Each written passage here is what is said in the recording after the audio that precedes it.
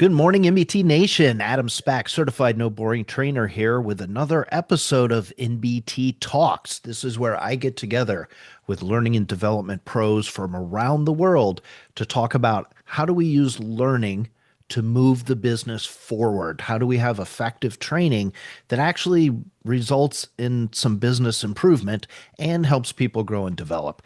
I am excited today to talk to my good friend Joe Murphy over in England land.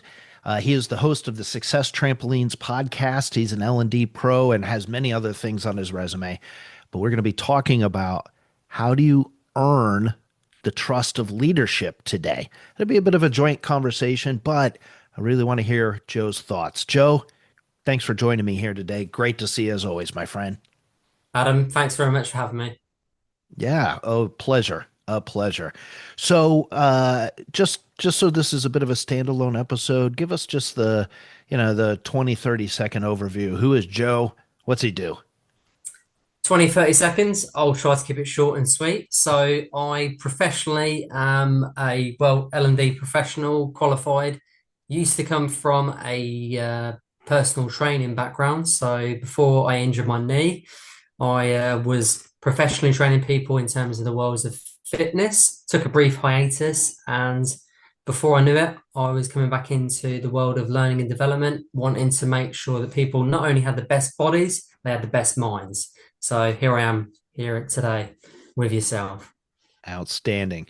It's great to have you here. Joe and I have talked many times over the years, both on his show, just in general, across LinkedIn, and he is definitely in the trenches on a daily basis. And speaking of which, all of us in the L&D world every day are fighting to get the attention of the leaders of our companies. Sometimes it's almost like we're little kids, right? Like, look at me, look at me. Well, let's kick things off, Joe. What's kind of like your opening thoughts? How do you get the trust and attention of the leaders in your firm? Yeah, look, Adam, I think the big thing with, from my take personally, the danger with L&D is that we can over theorize things. So we can walk in and say, look, I want to make things L&D professional, but we don't understand enough with the problems that our leaders are going through. The big thing that I go through, and as long as I can get my leaders in a room with me, whether that be with whether they have a Teams chat or whether they come into me into a room. I want to make clear to them that I know that I'm not a direct fee earner as an L&D professional. I don't bring in a direct income revenue, but at the same time, I want them to know that I can make sure that they know that they can income by way of tapping into my knowledge. So the big thing that I do always with them is I make them clear that whatever you need from me, I am here for you. And it's about having frank conversations to start with, but just by saying, that look, whatever you need from me, I'm here for you. Yeah, do you find that as you position yourself as that resource, that sort of brings down barriers or at least gets them to kind of pay attention as opposed to walking in as the theoretical expert on everything? Yeah, I mean,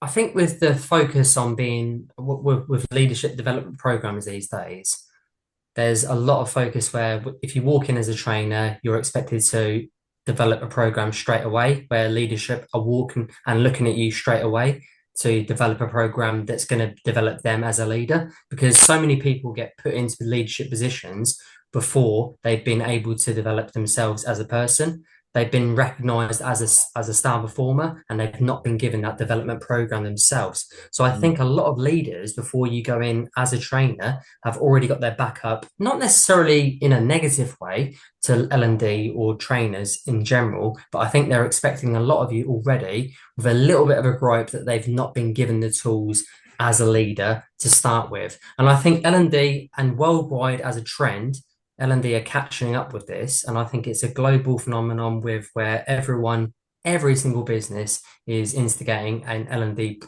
trend where you've got a program instigated.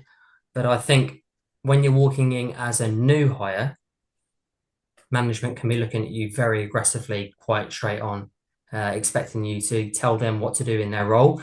But it's a fine balance, isn't it? Where you can have leaders where they're asking for you to give them the tools, but also you're trying to give them training sessions where they want to lead it themselves, and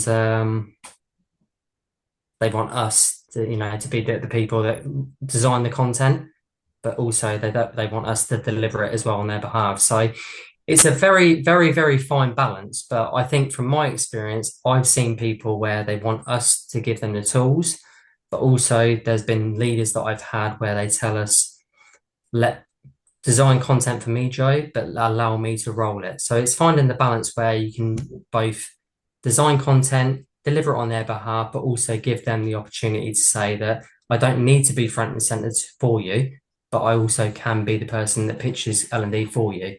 But generally speaking, yeah, it's all about letting leaders know that we're here as a secondary support. We're not here to take over. When you were talking about that, you really well, you hit on many different interesting things.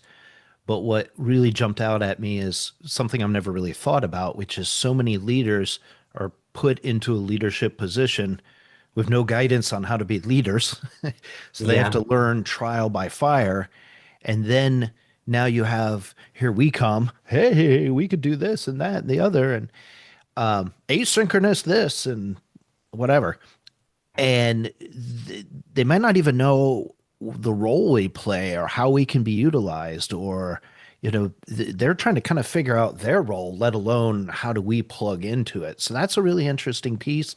And then the kind of power struggle piece that you talk about, where is this person kind of coming in to take over?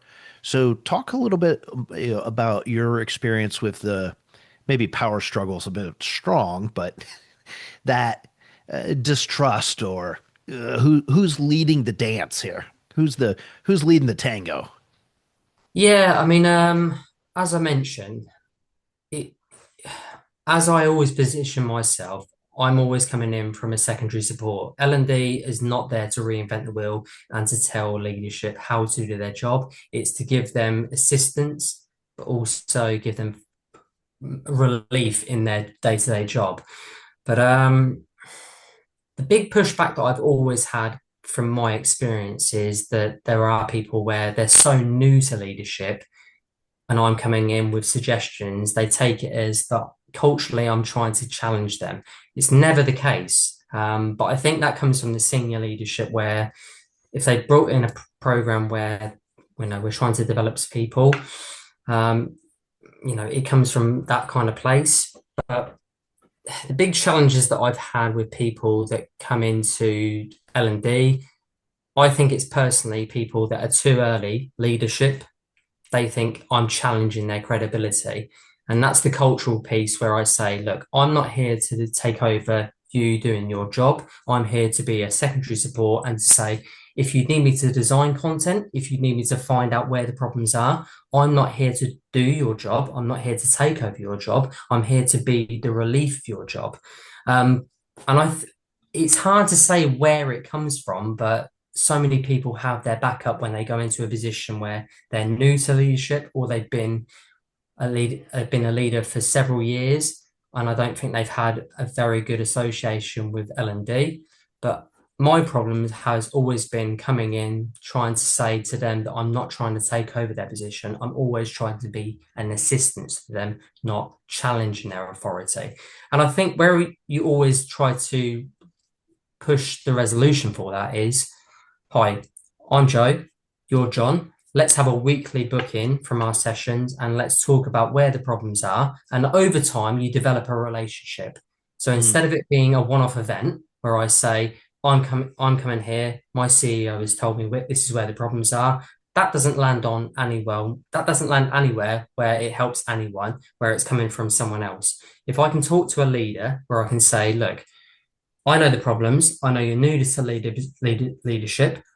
There's a program that I'm developing in the background to help everyone in the position of leadership. But I'm also here where you can send me responses, you can send me issues. I think it's all about always about communication, where I can say, if you need me, I'm here for you, but I'm not here to challenge your credibility. I'm here to give you assistance, but I'm also here to be a support tool to you. I think that's the problem. Yeah, I think that's the problem where people can walk in, they're so new to the role where they think they need to be all things bright and beautiful straight away. I think it's a paradox of rewarding people for being good at their job as well. Leaders get promoted going into their jobs because they've been so good at their role. And it's a fast track system. I like fast track systems, but it's not good enough where you've not been given a development program. It's something that I'm building in my employer at the moment. And I think leadership programs are becoming a very hot topic with all businesses, rightly so. But I think it's all about identifying people to start with, understanding where are the talent tracks coming from. That person, they're not in a leadership position straight away now, but I can identify that they're going to be a good one going forward. But yeah, it's multifaceted. I've gone a little bit off tangent there, but the problems I definitely see is if I come in offering suggestions, you've got to be very emotionally sensitive to it.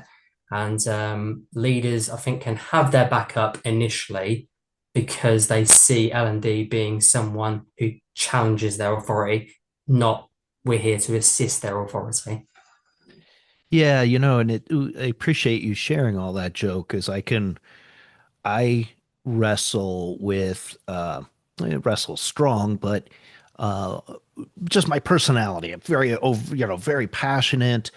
Learning is a way to help people and move the business forwards. Everybody that watches the channel knows I'm just all things training all the time. So then you imagine a scenario where you have maybe a younger leader not quite sure what training is, let alone how it can be useful to them, not quite sure what they even really want to accomplish. And instead of approaching it as, I'm just here to help you out. Let me be your Gandalf. Let me be your spirit guide. I come in just, "Blah, we can do all this stuff." And it's incredibly overwhelming, I think, sometimes. And it's easy, at least for me, to lose sight of that. I'm there to advise, give suggestions, help diagnose, like you say, partner together. Um, yeah, that's definitely something I think, especially those of us in the training field that are very passionate about it, because we got a million ideas, right? The as soon as the manager says, "Well, here's my problem," we probably have 13 different training solutions already Sure. thought of in our head, and if they all come flying out at once, it can be very overwhelming for sure. And is there anything in terms of, communication wise, Adam? I think it's the balance of proactiveness, but also reactiveness. If we go in asking where are the problems, we can seem like we're being too nosy, but at the same time, we're trying to encourage leaders to come to us as well. Because leaders can hold a resentment towards L&D where you've not come in quick enough, but also I've come across leaders where we don't come in quick enough and they're expecting us to go in, and I'm fine. Have you had any issues with, the systems that you put in place where, leaders have been able to not communicate with you freely or, anything like that? You hit the nail on the head, man. It's all about that communication, and we're constantly trying to build those networks and trying to open the doors. Um, if you go to the field level manager, you're getting the tactical level problems that you can very quickly respond to and give solutions to, but you're really maybe losing sight of the big picture strategy. So while you're trying to build the network with all the field level managers to get assignments, you're also trying to get with those senior level leaders to kind of get their vision. Now, of Yeah, course, they don't want to get bogged down in Bloom's this and asynchronous that. But if you don't kind of line up with those senior leaders, it's hard to go back to that field level manager and help them kind of tie everything together. sure. So yeah, I would agree with you that you got to have that never ending relationship building and earn people's trust so that when you're walking through the building on the way to the restroom, hey, you got a minute? And something can organically develop from there. But it takes an insane amount of effort, network building, asking questions, being easy to work with. Um, when you do get a chance to help somebody, do it very quickly, effectively, and efficiently, all that kind of stuff. But it all comes back to communication. 100%. What's your experience? We've talked a little bit about newer, younger managers. What about some of the old gray hairs like me that have maybe been in the role for, you know, forever? How's it different maybe partnering with them?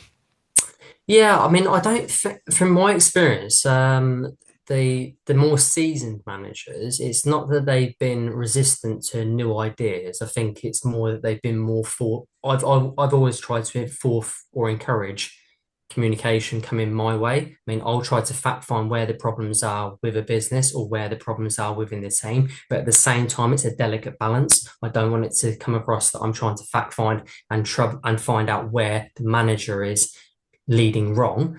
And that's how it can be seen from a manager if I'm coming in as a secondary support.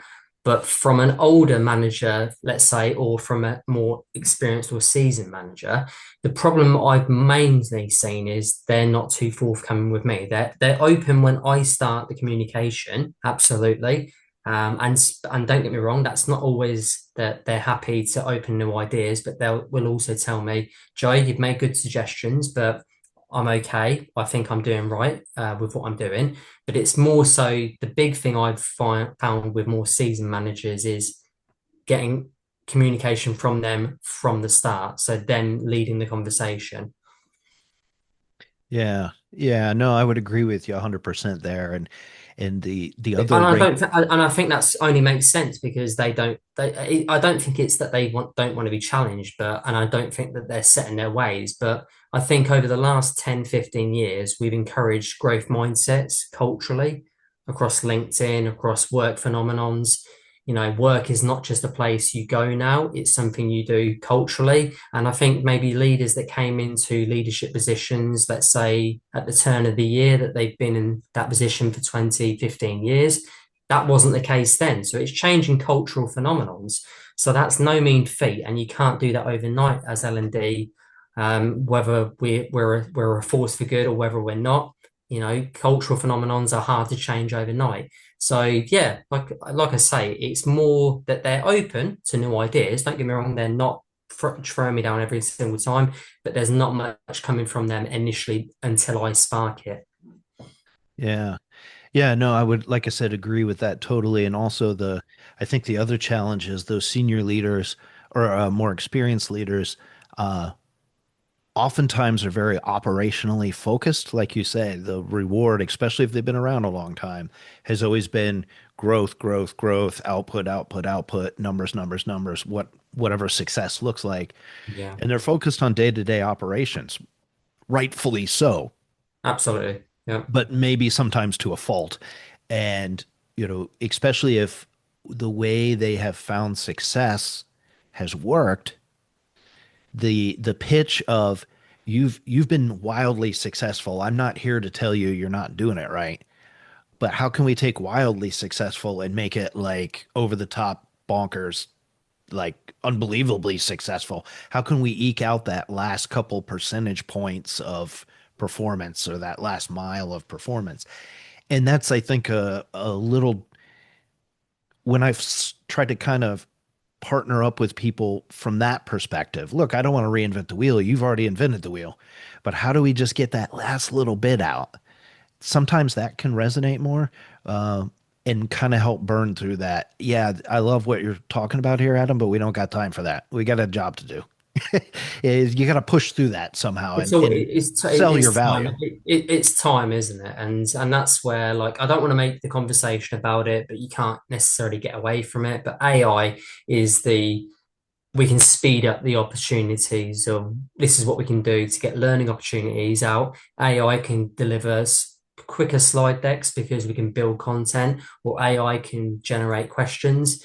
That's an opportunity, but I think, yeah, with any leadership or any leaders that you're talking to, it's the opportunity. Can we take your team out for an hour? That's always going to be fundamentally always a pushback that we're going to have to face as an L&D professional. But at the same time, as long as we're, I don't agree that, someone will say, I'm not the best sales professional. We're all sales professionals in the manner of when we attend an interview, we sell ourselves as being the best person. L&D carries that on by we need to sell not only the opportunity of L&D, but we need to sell what's right and how it helps the leader.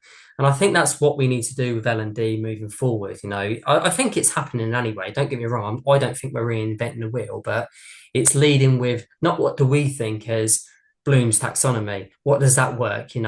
We don't lead with that. We lead with, look, these are the hard problems. Let me come in and assist you. You're in charge. Talk talk brass tasks, and just talk in their language. I know you've experienced problems, whether I've done the job or not, that's irrelevant.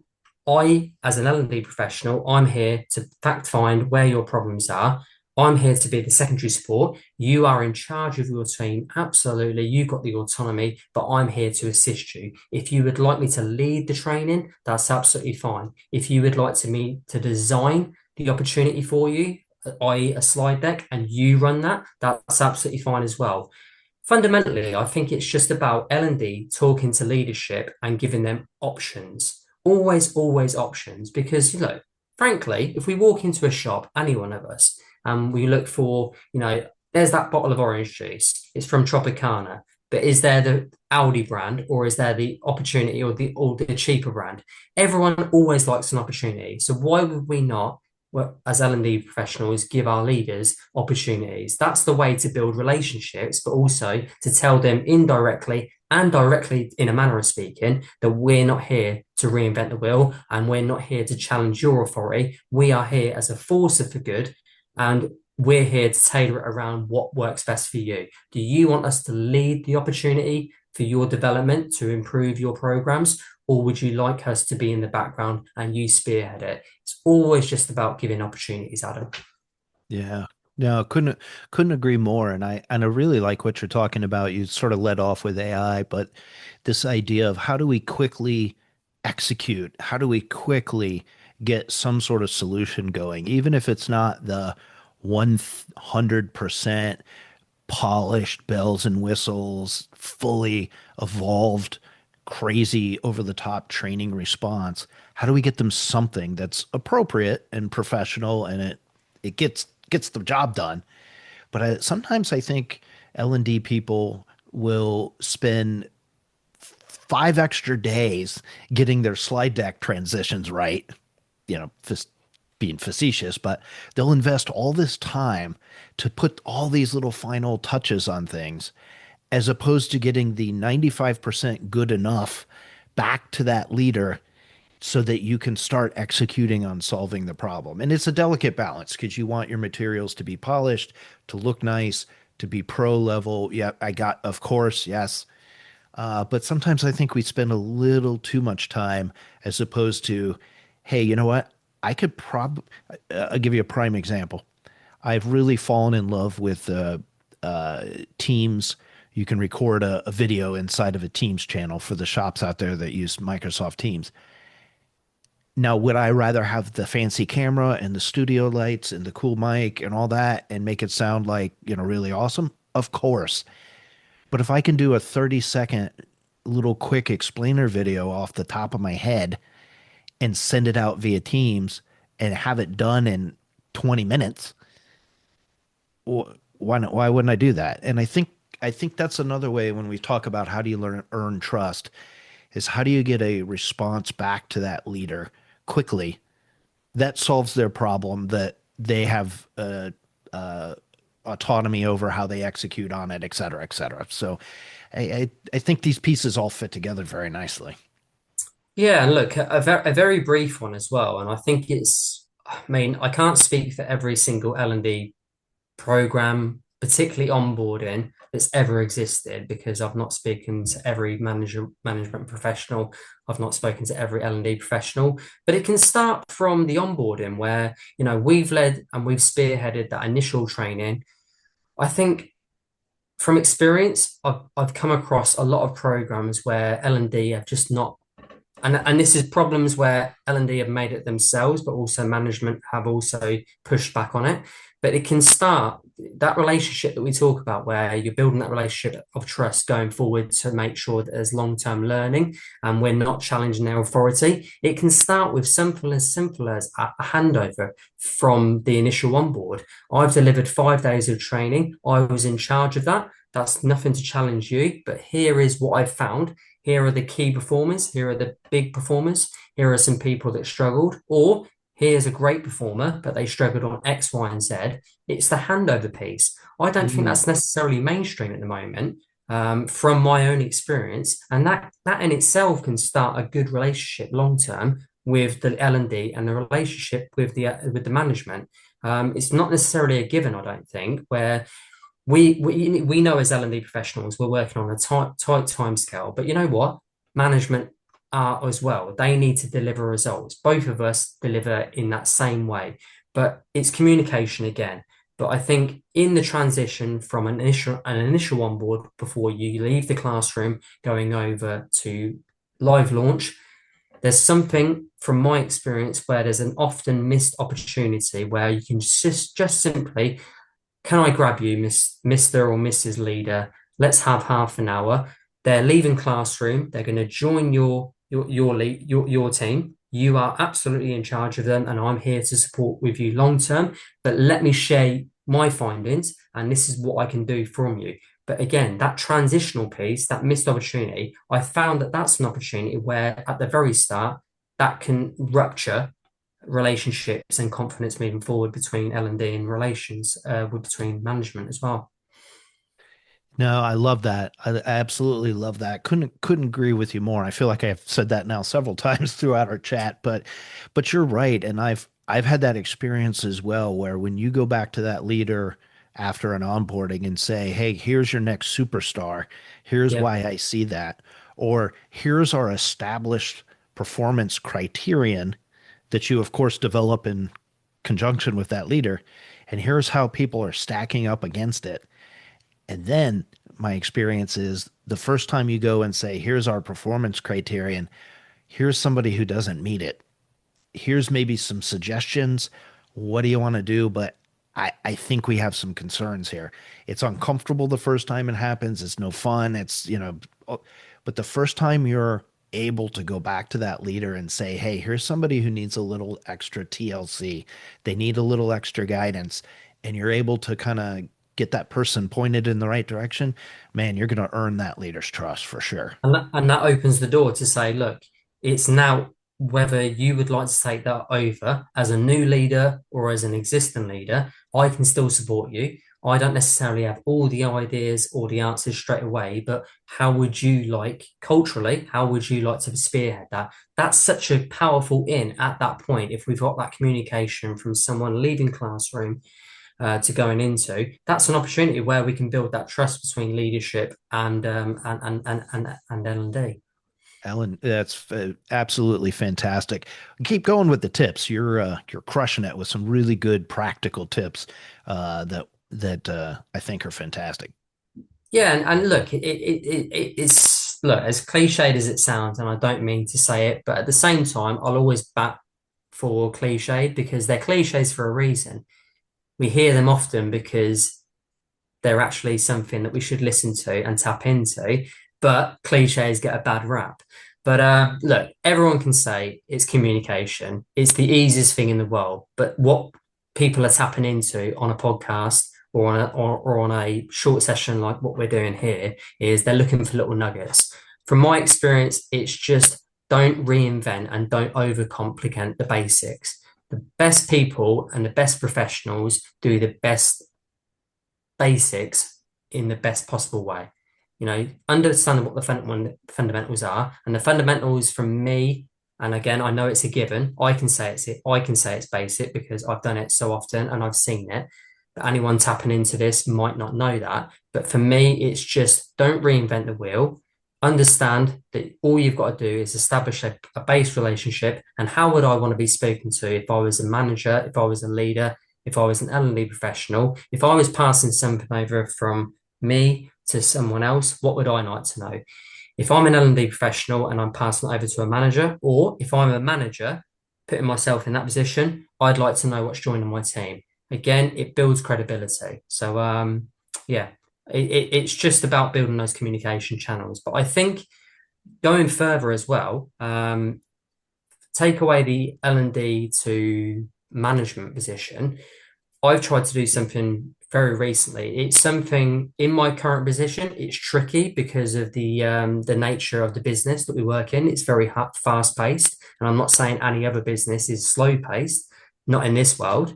But if I say I'm trying to build relationships and connections between once someone leaves an onboard and they go over to their team, I'm trying to do that as an L&D professional, Adam, before someone even comes into the business. So I'm working with my recruitment and I'm saying, okay, who are the people that are coming into my training room so that I can understand them? If they're vastly experienced, I don't want to talk down to them like they don't know what they're talking because straight away, people disengage from training straight away if you're talking to them in a way where you feel like, or they feel like they're being, not what's the word? Not offended, but at the same time, if you deliver it in such a wrong way, they disengage so quickly. So what I simply do, again, not sticking to the basics that I've said earlier. Let's not reinvent the wheel. Let's keep it basic. I will send out a survey once I know my names of who's joining my cohort. I'll send them out a survey and say, what is your experience of onboarding programs? Have you had any exposure to leadership, to soft skills, all of those things, e-learning? Again, it's that handover piece from recruitment, a handovering to the L&D professional. The L&D professional then carries out the training, and the L&D professional then carries it over and gives that handover to management. So it's a cycle. It's a cycle. I can't even think of the word, but it's a cycle based. It's a clinical, but cycle based thing. So we can spearhead it and pass it over to leadership, but L&D can often sit in the middle from who are the people coming into our programs. If we get that right, that helps us build the relationship, not only with the leader, with the people that are in our cohorts, and we can land knowledge. But if we know what's coming into the business from recruitment, that helps us then pass on better feedback and better knowledge to the leaders. And that's what I often hear. That's the relationship. That's the pushback between leaders and L&D. Leaders can think that L&D are here just for a cultural phenomenon. No, we're not here just for that. But I don't hear enough about recruitment and L&D because that's just as important. If we get the recruitment right and take that over, we can then pass that over. So it's all about relationships. It's all about communication. But the big thing I say is be proactive, get some insights, take that on board, pass it on. What are your thoughts on, we've talked a lot about younger managers, more seasoned managers, starting to partner with other parts of the business like recruiting. What are your thoughts about earning the trust of the real senior leadership group, the CEO level, the C-suite level, who's Yeah. maybe, 5 levels removed from the people that are in our training rooms? How do you earn their trust? I think if I'm talking realistically, and I think most people are tapping into these kind of podcasts where like that's all good and well. It sounds culturally nice, that if I'm given time for 3 months, that's good.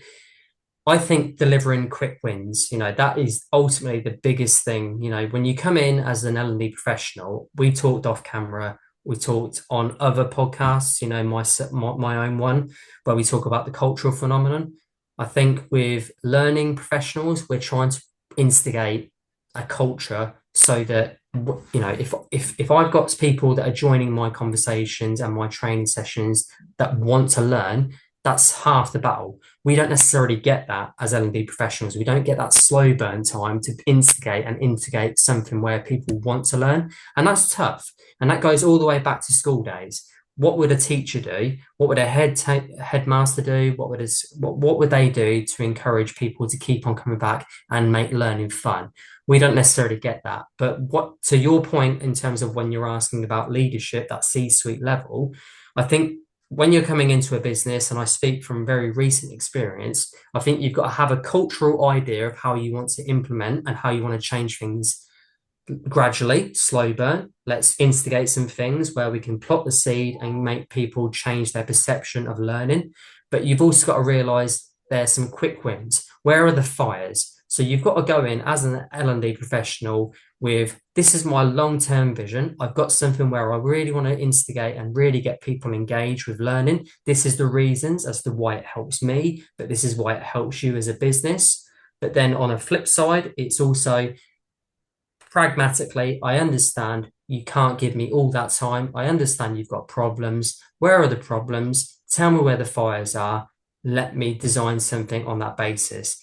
So again, I don't think I'm reinventing the wheel. I've not instigated this. I've not made this idea up, but it's ultimately about being versatile, isn't it? About your approach. I've got a long-term view because that's ultimately where the best ideas are born, but also I recognize that there's problems. I think you've got to acknowledge both camps when you're coming into a business, or if the cultural shift changes, you've got to, if you've been in a business, and I think you've been, if I'm not mistaken, you've been with your current employer for quite some time, Mhm. there could have been an investor that changes the cultural phenomenon. Let's touch base and say, okay, what are now still the long-term goals, but where are the short-term issues that you need me to tackle on it? So it's really just addressing both sides, I think, Adam. Yeah. No, for sure. And having that ability to, like you say, here's the long-term vision, but you always got to adjust in the moment. I mean, Yeah. it can be frustrating when you have this big grand master plan in your idea in your head, and then, tomorrow happens and you got to respond in the moment. And I think too, I think maybe I'm projecting here, but I don't think I am. I think another approach to the senior levels is actively inviting them into the training process. Like Absolutely. not like, oh, I want a half an hour of your time to teach you, the ADDIE process. I don't mean that. But like, hey, we're having a training session tomorrow at 2 o'clock about blah, blah, blah. Come on down. Or make it a standing meeting or publish a calendar or just, constantly reinforce. Pop in. It's never going to bother me if you walk into the room. And I think the Uh, way you phrase it is the key thing here. I think those ideas have been floating around for quite some time. And I'd say it always, if I'm running a session which is 2 days long, 3 days long, 1 week long, 2 weeks long, L&D are there generally if the L&D professional like ourselves have got some experience in the field, brilliant. But why would we not tap into the subject matter expert? And that goes back to where we say earlier, I can spearhead it for you, or I can do it on your behalf, or I can bring you in. But any training session where I can bring them in, that tells them also, like we said earlier, I'm not tackling your authority. I want you involved. And that by bringing you involved shows you I want you to spearhead it. So yeah, guest speaker performances, any opportunity to give someone their TED performance, I'm all for.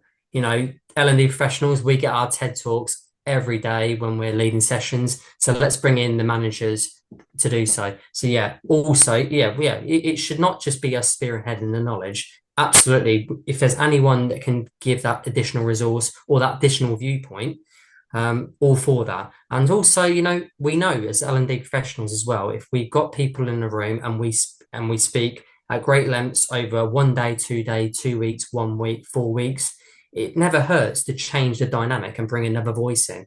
So it can only be a compliment to it. But but Absolutely. but but again, it's getting the basics right. We think it goes without saying, but there's so many times where the L&D professionals aren't inviting the senior leadership team in to speak on their own behalf, as opposed to us speaking on their own behalf for innocent reasons, but also sometimes it can be time constraint reasons. But as long as we're talking to L&D and management on a consistent basis, we'll identify those things. But absolutely, you've got to bring in other people to spearhead it other than just ourselves. Without a doubt. The other piece I'd throw out, and it fits very nicely into what you've been sharing with us, is I think the more we can speak the language of the business as Mhm. opposed to the language of L&D, the more you earn the trust of those senior leaders. So if their 100%. strategic vision is to focus on blah blah blah, and then they pop into one of your sessions and you happen to be talking about some very tactical level thing. Here's the procedure to fill out this form, but you're tying it back to this big picture strategic vision, or you're using the language of the company, and they see that you are connecting this piece to the thing that they live, breathe, and sleep up and lose sleep over every day. That's definitely A, you should be doing that anyway, but B is going to help to, you're not doing that just as a performance. I want to be careful how I say that. But when they see you doing those sorts of things and thinking about the business, they're like, oh, okay, cool. As opposed to, okay, let's get down into the weeds of this form and blah, blah, blah. I mean, that's what you're there to teach. I'm not trying to minimize that. But if you can connect those dots, think in business terms while you're using your L&D knowledge, there's big wins there to be had. It, yeah, absolutely, 100% agree. But it really depends on when you're coming into L&D and when you've joined a business. I myself, I came in, I haven't always been in learning and development, as in corporate learning, my whole life. Where I started as a training, a personal training professional. So I built up a lot of customer experience, but I injured myself. I went into insurance for a couple of years, and I started to understand the operations of a business. So that helped me give myself a certain vantage point going back into then professional training. And yeah, that's also where again, it's not saying where people go wrong, whether that's management or L&D, but it's where we position ourselves going in as L&D professionals. And I think that's where a lot of the problem is. If you're a seasoned L&D professional and you've only ever known that, and you've never had any operational experience of being a manager or done the job itself, that's where people can challenge your credibility naturally. But and I'll only ever speak for myself. I won't speak for anyone else, because again, there's two and two equals four, but so does three plus one. There's so many different ways of landing on success and successful results. But I've had my experience. I've understood the day to day with things, and I've taken that. And one of the big things that I work in a call center environment, so I always, for credibility's piece, and I don't think it's a place where I think I challenge myself, where I think I need to say this because I don't think I'm in the best place. I always just think it helps people know, guys, I used to work on the phones. And why would I not do that when I'm talking with leadership? I've been in a leadership position. So again, empathy, we talk about it so often in every single soft skill module that we've ever done, either on behalf of someone else. But again, we cannot think, it goes without saying. It's a topic, yeah, that keeps on being talked about so often, but for the right reasons. We need to continually remind people, I've been in your shoes, and this is why I can understand it from your perspective, and that's why I can help you. That goes for me telling you as someone who comes into my sessions, I've been on the phones, I've understand your problems. Mr. Smith, he hates me. He doesn't understand the problems. Guys, I get it. I've designed content on the basis that I can help you because I've lived your shoes. That doesn't mean to say that if you've not lived your shoes, you can't do it. But if you can do that, 100% get that involved. But that goes back to leadership. Anything that you can relate to on the leader's problem. Guys, I understand I don't directly earn fees like you do. I understand that you've got day-to-day issues, but that doesn't mean to say I'm not busy. But at the same time, I'm here to solve problems for you to make your lives easier. Adam, fundamentally, that's what it always boils down to. I think no one ever comes to work, whether you're a leader or whether you're just on the front line. And I don't mean just on the front line. I don't mean that disrespectfully, but whatever position you're in a business, L&D have got such a vantage point to say, regardless of what your position is, whether I've known where you're come from, I am fundamentally here to make your lives easier. I understand that you might not want to reinvest in your education. You might have not done the best at school or in college, or you might have done the best and you might be done with that. But if all you want is the skills to do your job, that's fine. Equally, leadership development programs, the next talent track performance. If you are looking to develop your career here, we can do that for you. So again, all it speaks to is we have to be, transitional to how we speak to people. For sure. For sure. Well, Joe, I tell you, I really have enjoyed our conversation. Any final thoughts for the world, for NBT Nation out there on how do you earn trust from leaders in a business setting to use L&D resources? Yeah, look, I hope we've hit the nail on the head. Me as a Brit, well, I don't know what, I won't speak as a Brit collectively, but we can definitely over-explain ourselves. But I definitely have done that. But hopefully, I've made the clear point that I think you tap into people's problems, you acknowledge whether you understand or don't understand where their problems are, you lead with curiosity, and you say, these are the problems. I understand what your problems are. I'm here to help you, and we move forward. So it's acknowledging where people are and saying, I'm not here to reinvent the wheel. I'm not here to challenge. I'm purely here to help you, whether you want me to lead it or whether you want me to assist you. That's always the big thing I say, Adam, with leaders and L&D. That's the big thing to build trust. We're not here to overarch and say we're the big bosses. We are guided by you. We are the ones to either spearhead it or to support you. That would be the big thing that I would say take home and and think on. Wonderful. Thank you so much. Where can people find you, Joe? They can find me on LinkedIn. If you're posting this out on LinkedIn, I will absolutely comment. I am gradually pushing my Success Trampolines LinkedIn page. The Success Trampolines being my podcast. This is not a plug. This is not why I joined this conversation. Plug away. I only ever joined because I'm interested in the NBT Nation. Hopefully, I'm here to be a member of the NBT Nation. I absolutely will be an advocate of it. But yeah, you can find me fundamentally on LinkedIn and commenting on people's posts. That's wonderful. No, I've really enjoyed it. We've kind of done this in a bit of a uh, podcast type format, but I always enjoy talking with you, Joe. And it's a really good, solid reminder to say, hey, we're here to help. You're in the driver's seat. We've got ideas, but we're going to follow your lead. And we could do this, this, and this. Which one of those options sounds, let's have a conversation and work together. Uh, Always enjoy talking with you, Joe. And thanks very much for joining us today. 100%, buddy. Thank you.